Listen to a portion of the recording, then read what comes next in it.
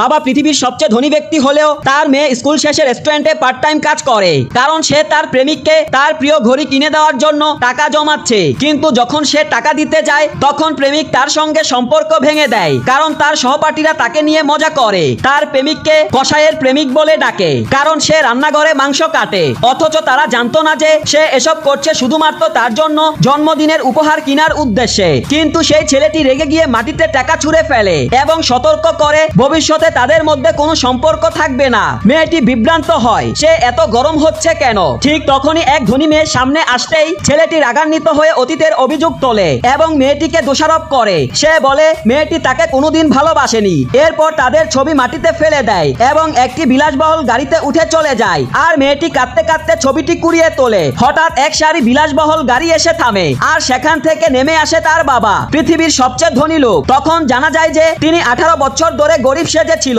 শুধুমাত্র খারাপ মানুষদের কাছ থেকে তার মেয়েকে দূরে রাখার জন্য। এবার মেয়েকে কষ্ট পেতে দেখে তিনি আসল পরিচয় প্রকাশ করে এবং মেয়েটির ফোনে তার পকেট মানি ট্রান্সফার করে। কিন্তু মেয়েটি হতবাক হয়ে যায় যখন সে দেখে তার ফোনে বিলিয়ন বিলিয়ন টাকা। সে বাবাকে বকুনি দেয় এতদিন সত্য গোপন রাখার জন্য।